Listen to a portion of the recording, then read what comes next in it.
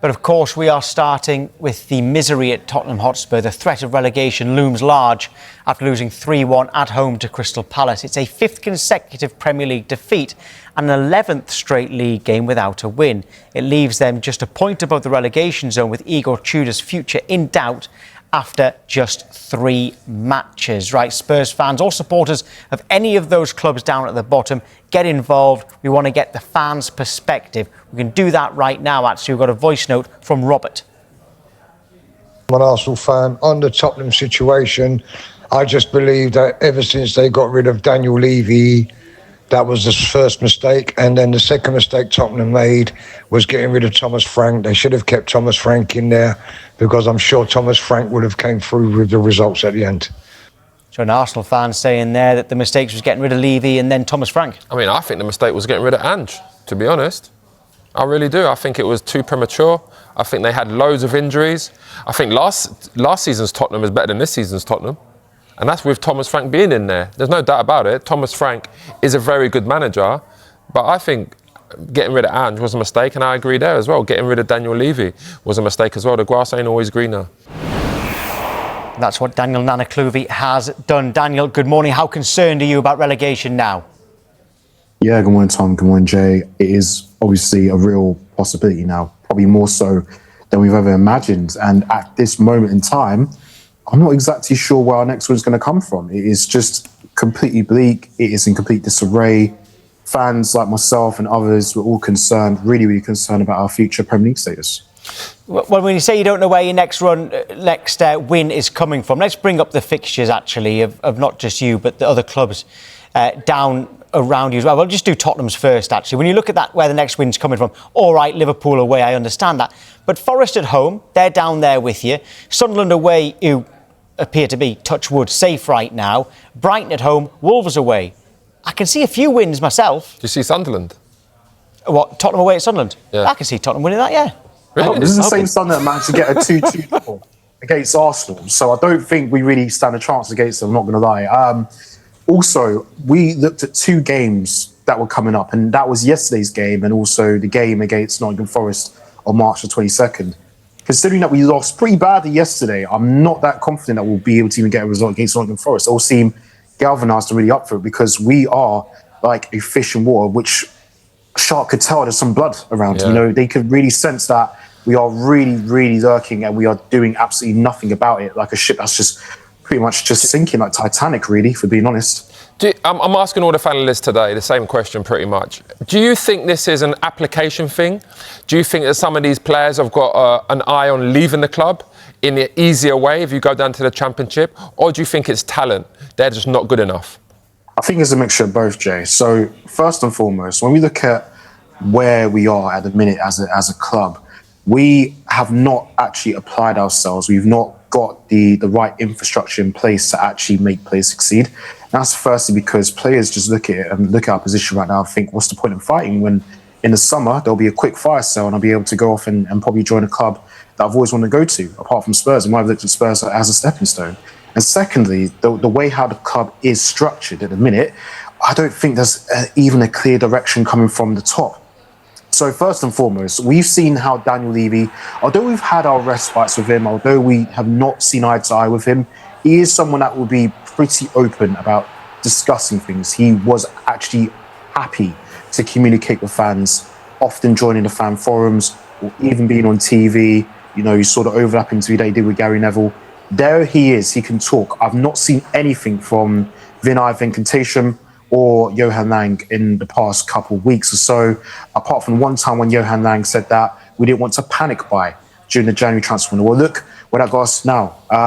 I think there is a lot of miscommunication. I think there's a lot of disorganisation and a lot of uncertain features up in the air. And that's what has brought this club into proper turmoil. I don't think they realise just how big of a magnitude they've caused themselves in terms of repairing a relationship with the fans that have had to deal with an onslaught of abuse and lots of banter from other clubs, but more so the way how we're seeing our players. They don't represent us as fans, and they don't represent. We've got a voice note from Jack, who's a Sunderland fan.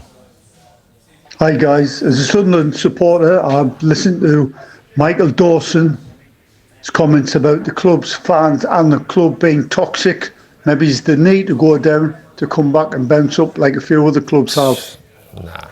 Well, I think Jack might be forgetting that when Sunderland went down, we went straight back down again from the Championship to League One. I'm not sure that would happen with Tottenham, but yes.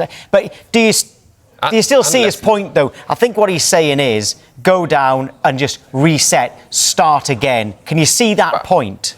Can I just say one thing there? Yeah. Everyone's saying that, but like you said there will be a fire sale, right? And then it's like, who do Tottenham then go and sign? Can they go and spend money to even get the best Championship players, or, you know, some of the players that are not playing in the Premier League clubs, to get Tottenham back? The Championship is not a walk in the park. And I'm not sure Tottenham will come straight back up. It's not a walk. It's definitely not, Jay. And listen, I think for all of us, right, for our sakes, we want to make sure that the very last resort would be us having to fall into the Championship. So before we even get there, the first thing we actually need to look at is our ceiling in terms of wages, right? We've got one of the lowest wage bills in the league. That shows where we are competitively. And if we want to market ourselves like where we used to be as a Big Six club, we need to be paying players as a Big Six club. And that's not what we're doing. Gareth Bale noted that actually in the overlap interview he did the other day. And I think it's very paramount that we keep looking for players who we think we would improve and eventually they'll become superstars. It's not really like that anymore because they've come and gone now. Yeah. And we actually need to kick on and actually get players who are somewhat already established but are ready to take the next stage in their career. And that's what we should be trying to do. In terms of the wage bill, by the way, just from the data I've got in front of me, 1, 2, 3, 4, 5, 6, seventh highest. Mm-hmm. and you're not seventh in the league. Your wage bill isn't that bad. It's not that bad, but it can still be a lot considerably higher. It should be like, you know. Brentford's is 19th, and look at them in the table. Yeah, but I feel like Brentford also have expectations where they're not expected to finish in the top set. Again, it's the recruitment. Just because you've got a high wage bill doesn't mean you've brought the right players into the club. I think that's what Gareth Bale is pretty much saying. You know, if you want to bring the best players in, you've got to pay them the most money. That's just... You do. All Tottenham can really offer is a stadium, a training ground, and salary. I mean, and London. But going forward, let's just say Tottenham stay in the Premier League. Who would you like to see as a long-term manager? And I mean, me and Tom spoke. Obviously, De Zerbi. I think De Zerbi is a good candidate. People were saying Pochettino. Would you take Carrick at Tottenham if Man United don't want him as a long-term manager? I think Carrick would be a great option. He's been fantastic at Man United ever since he came around. And I think the most important thing I think we need to look at in terms of a real managerial appointment is someone who has a deep connection with the club. Now, Carrick obviously used to play for us. I think he's got a deep connection with United, so maybe he might turn the offer down. But if we're going to be honest, maybe Poch might be eyeing that return. If USA don't really go that far in this World Cup, he might just decide, I'm going to go back and give it another shot at Spurs. And maybe then we should give him the right tools and infrastructure in place so that he actually succeeds. Because he did very well within the last 5 years what he did at Spurs. He just couldn't get over the line because we just couldn't back him. He did well at Spurs first time without having a deep connection. He didn't need a deep connection to do well at Spurs. Obviously not, but I think, Tom, when you look at how he actually grew with the club, we grew with the players. We watched the club transition from where it was to where it is now. It's got a big stadium. It's got lots of fans. It's got all this, all because Poch brought the club to the highest, elitist level of competition. But he went to Chelsea, who are one of your rivals. The connection can't be that deep. So what? Players always come and go to different clubs all the time. So if he came to Arsenal, would you take him back? I mean, I think George Graham came from Arsenal to us. I don't really mind. It's kind of like a reverse Sol Campbell, isn't it, Jay? So you would do it then? Yeah. Oh, okay. Okay. But do you think... When I think about Pochettino, there's no doubt about it, he is a good manager. Mm-hmm. But I look at that team that Poch had. Yeah. I think a lot of good managers could have got Tottenham where they were with those players they had. I don't think so. You don't think so? So we're talking about Pete Kane, Pete Son, Pete Eriksson, like all these players. Like who? Dele Alli. Like, you don't think that team there can be where they are just with a good manager? Well, it depends what kind of good manager you're talking about. So you're talking like a Mourinho or something like that, yeah? No, that's a top manager. Mourinho's a top manager. I'm talking about a good manager. If the likes of like a Thomas Frank has that team, he's going to the Champions League.